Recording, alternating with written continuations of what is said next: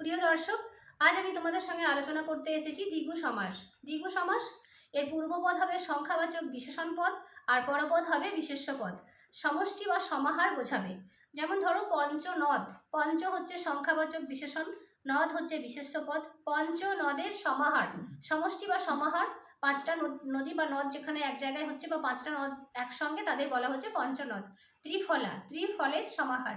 শতাব্দী, শত অব্দের সমাহার। এই হচ্ছে দ্বিগু সমাস।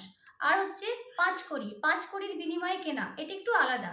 দ্বিগু সমাস দুটো ভাগে ভাগ হয়, একটা হচ্ছে তদ্ধিতার্থক দ্বিগু আর এক হচ্ছে সমাহার দ্বিগু। সমাহার দ্বিগু মানে আমি যেটা আগে বললাম যে ত্রিফলা, পঞ্চনদ, শতাব্দী, সপ্তাহ, এগুলো হচ্ছে সমাহার বা সমষ্টি বোঝাচ্ছে, তাই এগুলো হচ্ছে সমাহার দ্বিগু। আর পাঁচ কড়ি, দু কড়ি, তিন কড়ি, আগেকার দিনে কড়ির বিনিময়ে কেনা হতো, পাঁচ কড়ির বিনিময়ে কেনা, দু কড়ির বিনিময়ে কেনা, তিন কড়ির বিনিময়ে কেনা, এটা হচ্ছে তদ্ধিতার্থক দ্বিগু।